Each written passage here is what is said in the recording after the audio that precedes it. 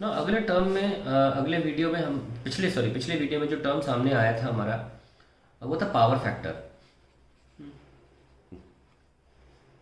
And it was cos phi. And power जो average हमने solve किया था वो था E naught I naught by root two, ऐसे कर दिया था कॉस फाई, ताकि वो finally E R M S और आई आर एम एस बन जाए कॉस फाई। तो नोटिस करें कि इस चीज़ को अलग से एक नाम दिया गया है, average power is equals to ये जो चीज़ है ना E R M S I R M S, इसको अलग से नाम दिया गया है and that is called the apparent power. क्या बोलते हैं इसको? Apparent power into cos phi, या कई बार इसको वर्चुअल पावर भी बोलते हैं, virtual power into cos phi. अब प्रॉब्लम क्या है कि कॉस फाई हमेशा वन नहीं होता, और उसकी मैक्सिमम वैल्यू होगी। हम तो चाहेंगे कि कॉस फाई वन हो, कि मैक्सिमम वैल्यू हो जाती है पावर की डिलीवरिंग, लेकिन हमेशा नहीं होता। इसलिए जो बचा हुआ पोर्शन है, ये वाला पोर्शन, ये इसको हम इसलिए वर्चुअल बोलते हैं क्योंकि वो आइडियल कंडीशन में ही पॉसिबल है। अपेरेंट पावर आइडियल कंडीशन में पॉसिबल है when we don't have the reactances from the inductor and capacitor, which we always have, which the obstruction from the inductor and capacitor we always have। इसलिए cos phi 1 हमेशा नहीं होता, और इस portion को हम अपेरेंट या वर्चुअल बोल देते हैं।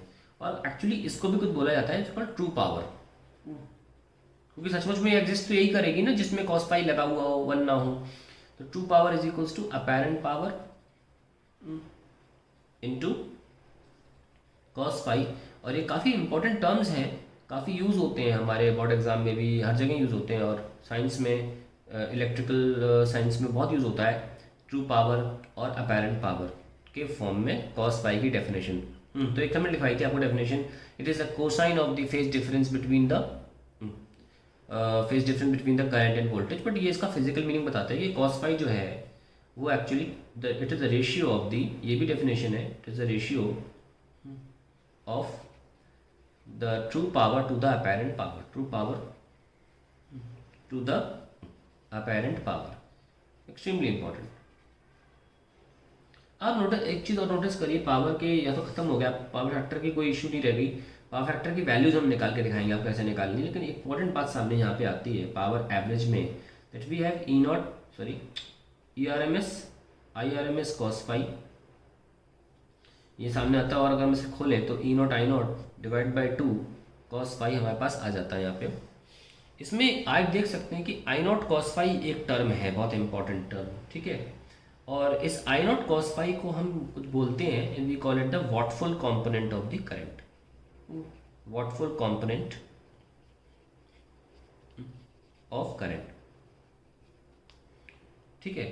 या फिर इसको हम एक्टिव कॉम्पोनेंट भी बोलते हैं of current, active component of current, ये भी बोला जाता है।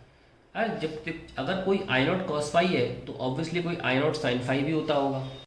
जैसे कि मैंने बोला I V sine phi, I R M S sine phi भी कुछ होगा, या आई नॉट साइन फाई भी होगा। Let start with that. Suppose हमने फिर से फेजर डायग्राम बनाया और हम यहाँ पे जो करंट दिखाते हैं आई आर एम एस दिखा दिया, ठीक है। और यहाँ पे जो हमने करंट दिखाया, सब वोल्टेज दिखाया, वो ई आर एम एस है, और 5 फेज डिफरेंस रख दिया इनके बीच में। तो यानी कि आई आर एम एस क्या हुआ, आई नॉट, अगर ये ओमेगा टी पे है ऑलरेडी, तो ई आर एम एस क्या हुआ, E naught sine omega T plus five, यही हुआ ना। अब हम बात करते हैं कि आई आर एम एस के भी कॉम्पोनेंट हो सकते हैं, यस और नो। तो ये हो जाएगा I R M S cos phi, और ये वाला क्या हो जाएगा, I R M S sin phi. तो हम ये देख सकते हैं कि दी फेज डिफरेंस, ठीक है, ई आर एम एस और आई आर एम एस में फेज डिफरेंस तो फाइव है, लेकिन phase difference between E R M S and I R M S cos phi is zero. देखिए पूरी पिक्चर पता नहीं चलती, हम बोल देते हैं कि ई आर एम एस यानी कि ई, और आई आर एम एस यानी कि I naught sine omega T और E naught sine omega T plus five, लिख के पता चलता है कि करंट और वोल्टेज में जो फेज डिफरेंस है वो फाइव का है ना। जैसे कि हम रोटर घुमाते हैं, यहाँ पे आपको फेजर को रोटर भी बोला जाता है, कि हमने भाई आपका करंट जो एरो यहाँ है और वोल्टेज का एरो जो थोड़ा बड़ा सर्कल दिखा दिया है ना, वो यहाँ पर है। तो हम देख सकते हैं कि दोनों के बीच में हमेशा फाइव डिफरेंस का फासला रहेगा, दोनों घूमते रहेंगे, ये अपना घूमता रहेगा, एक ही स्पीड से घूमना है। क्यों? ओमेगा दोनों का सेम है, भूलना नहीं, फ्रीक्वेंसी दोनों की सेम रहती है। हाँ, अगर इसमें एक पावर का चक्का चला दोगे तो उसका एरो डबल तेजी से घूमेगा। हमने बताया आपको पावर की फ्रीक्वेंसी हमेशा डबल होती है करंट और वोल्टेज से। तो दोनों फ्रीक्वेंसी सेम है घूमने की, ओमेगा दोनों का सेम है, इसका भी और इन महाशय एरो का भी, परंतु इसीलिए इनके बीच में फेज जो है वो कांस्टेंट रहता है। लेकिन ये पूरी पिक्चर नहीं बताता।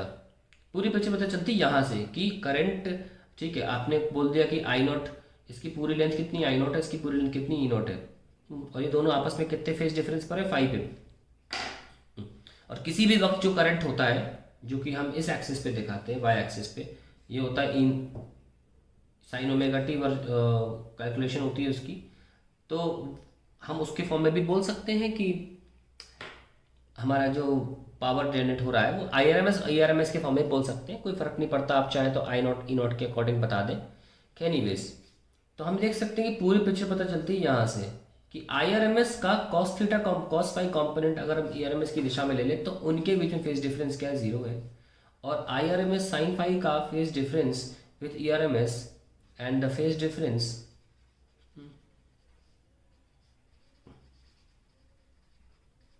between ERMS and IRMS sin phi is 90 degree.